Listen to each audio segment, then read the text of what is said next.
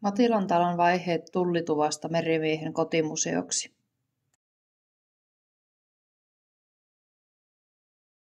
Vuoden 1622 valtiopäivien päätöksellä alettiin kantaa kaikista maalta kaupunkiin tuoduista tavaroista tullimaksua.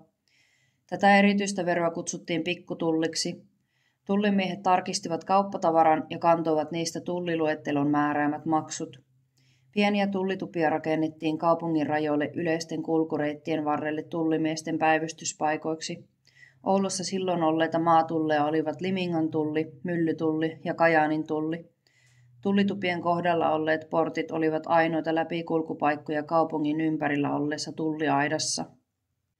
1700-luvun alun levottomuuksien ja vuonna 1705 tapahtuneen tulipalon takia tulliaitaa ei enää täysin kunnostettu. Tullituvat olivat myös heikossa kunnossa ja näillä perusteilla Oulun maistraatti antoi lausunnon Kajaanin sekä Limingan tullitupien uudelleenrakentamisesta. Tullitupa rakennettiin 1737 Limingan tullin uudelle kaupungin kasvun edellyttämälle paikalle. Tupa säästyi Oulun 4. tulipalosta vuonna 1822 ja asemakaavamuutoksen jälkeen tulli-inspektori Bergin omistuksessa ollut tupa siirrettiin Kirkkokadun ja Nummikadun kulmaan. Tullimiesten toimitilaksi alun perin rakennettu talo toimi asuntona monelle eri ammatinharjoittajalle heinäpäähän siirtämisen jälkeen. Vuosien varrella talossa piti liiketoimintaa tai asui merimiehen lisäksi nikkari, kauppias, suutari, räätälimestari, työnjohtaja sekä työmies. Talon nimi tulee siinä 1800-luvun puolivälissä asuneen merimies Iisak Matilaisen mukaan.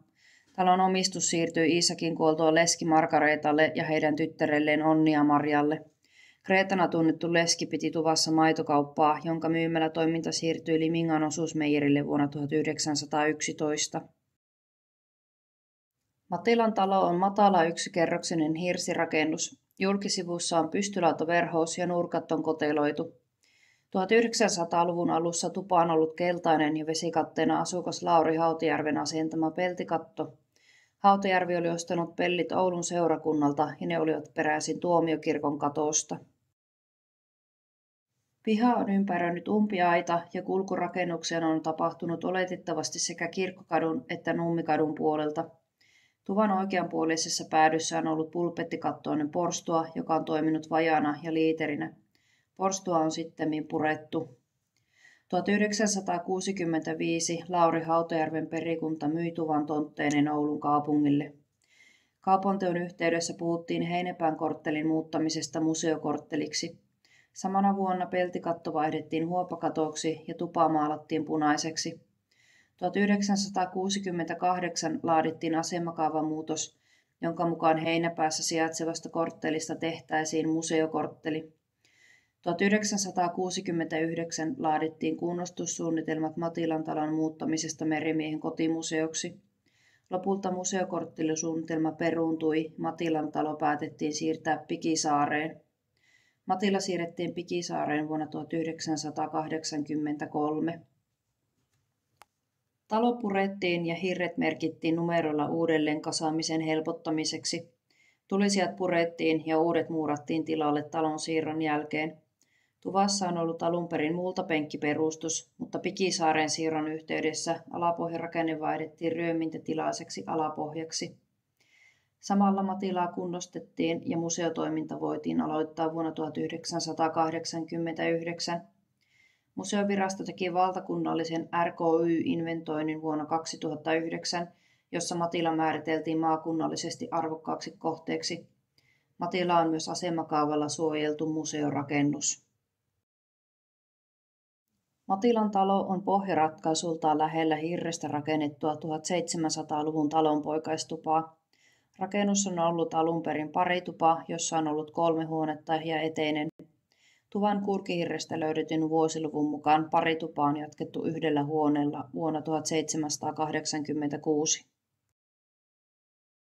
Paritupa yleistyi 1500-luvulla säätyläisten asuinmuotona ja sitä alettiin soveltaa talonpoikaisrakennuksiin todennäköisesti 1600-luvun kuluessa.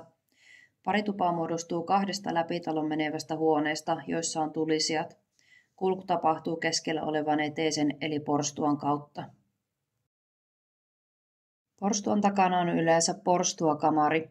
Ikkunat ovat neliönmuotoisia ja pieniruutuisia. Hirsirakenteisen harjakaton vesikatteena käytettiin 1600-luvulla turvetta ja malkoja. Lautakatot yleistyivät sahateollisuuden myötä 1700-luvulla ja pelti- ja huopakatot 1800-luvulla.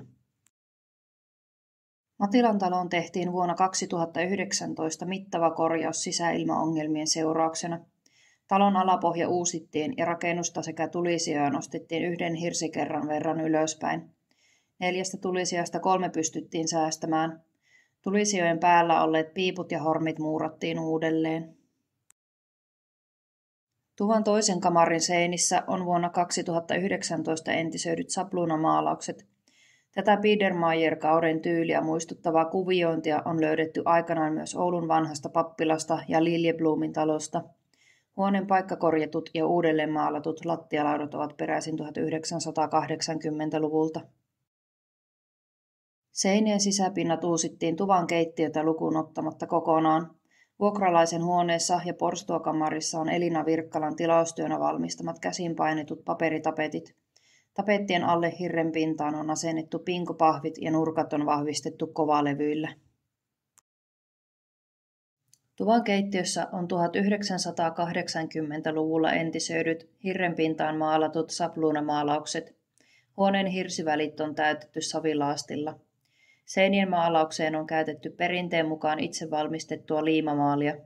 Lattialaudat on uusittu vuoden 2019 korjauksen yhteydessä. Matilan talo on rakennuksena erityinen. Talolla on rikas historia ja se on hyvä esimerkki rakennusperinnön sekä rakennetun kulttuuriympäristön säilyttämisestä.